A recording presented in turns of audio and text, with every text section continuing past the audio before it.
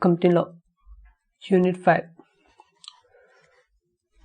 So the most important concept in Company Law Unit 5 is winding up of the company.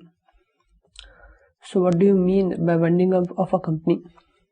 So according to Professor Gover, a process where company's life is ended and its property administered for the benefit of its creditors and members. An administrator or liquidator is appointed for that purpose.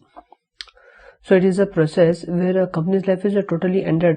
The company is totally going bankrupt, or it is going closing, and its property, whatever the property is left, it is administered for the benefit of its creditors and the members. It is distributed among them, and to distribute the assets, a liquidator is appointed. Types of winding up of a company. So there is only one type right now. So it is a compulsory winding up under the order of a tribunal. So the others are repealed. That is a voluntary winding up is repealed.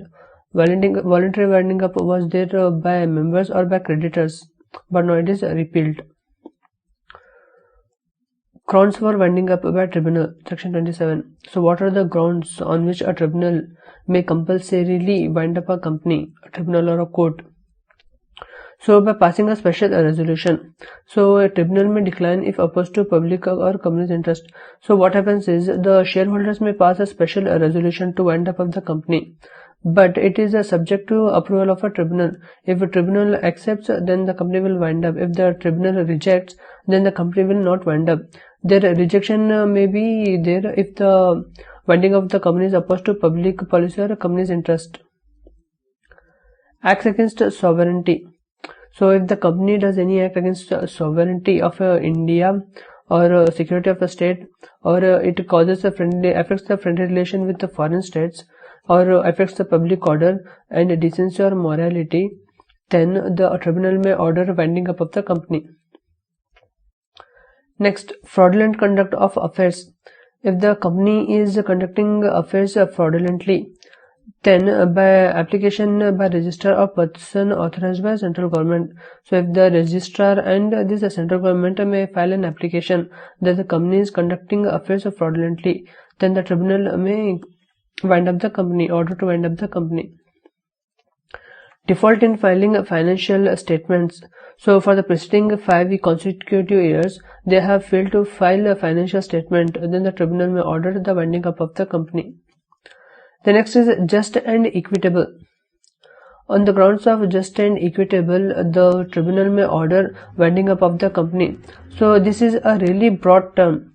So they have to make it finite, to make it limited. So the broad term, they have obtained certain general principles, general terms on which the just and equitable ground is formed. It is first is a deadlock. So if there is a deadlock in the company, then the tribunal may order winding up of the company. So we have seen a deadlock before. Deadlock means the management of the company refuses to do any act. They just do any act. They are unwilling to do any act. Then it is called a deadlock. It is not a rivalry, but if there is a rivalry going on between shareholders, then it is not called as a deadlock. Then loss of substratum. If the company loses its main object, if the main object of the company is totally failed, then also it is not just and equitable to run the company. The tribunal may order winding up of the company. Next is losses. So if the company has gone into loss, total loss, then also the winding up is done. It's not mere apprehension, but so not mere apprehension that companies will be go into loss in future. In that apprehension, the company is not wound up. Operation of a minority. So the principal shareholders adopt aggressive, oppressive or squeezing policy towards a minority. So the majority of the shareholders, they try to oppress the minority shareholders. Then in that case also the company is wound up by tribunal. Fraudulent purpose.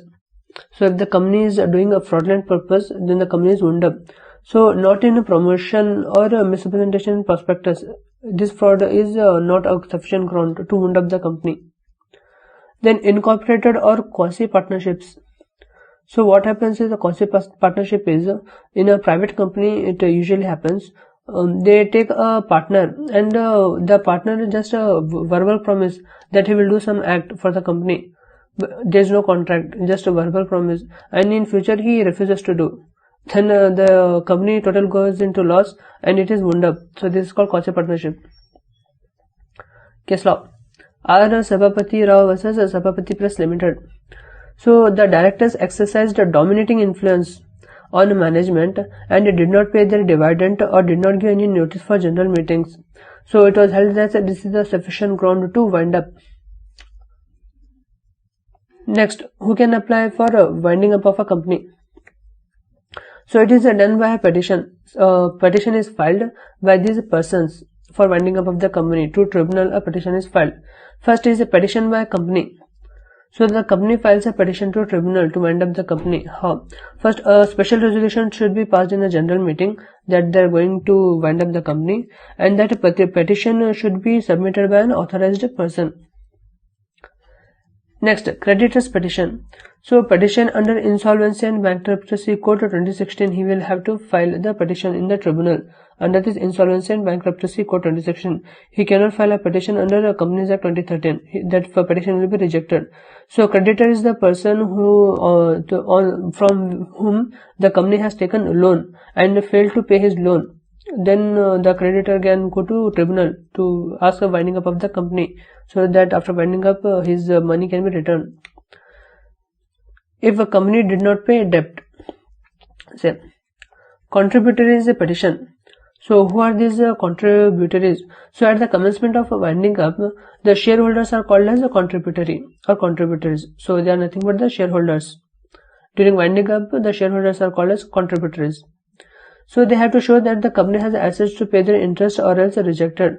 So when shareholders are applying for winding up of the company to tribunal, they have to show that the company is having sufficient asset to pay their interest, or else the application will be rejected. Petition will be rejected. Next, registrar's petition.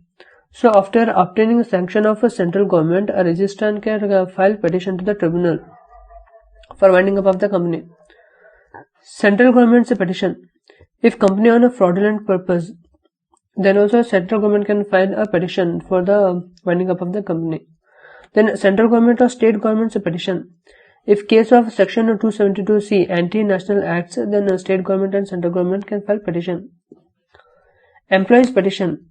If the salary of the employee is unpaid, then employee can also file a petition to the tribunal to wind up the company. Next important concept is appointment of a liquidator. So after winding up of the company, a liquidator is appointed. So this liquidator, he distributes the assets of the company to its shareholders, members, etc., to creditors, etc. So the liquidator can be appointed by the tribunal itself. He is called as provisional liquidator if appointed by tribunal, or by company or the creditors. He is called as company liquidator at that time. So powers and duties of a liquidator. To carry business for beneficial winding up. Until winding up the company, he can carry business, do all acts in the name of the company, then sell movable or immovable property of the company, then sell whole undertaking of the company. He can institute or defend suits, then invite and settle claims of creditors, employees, etc. Then he can inspect records and returns of the company.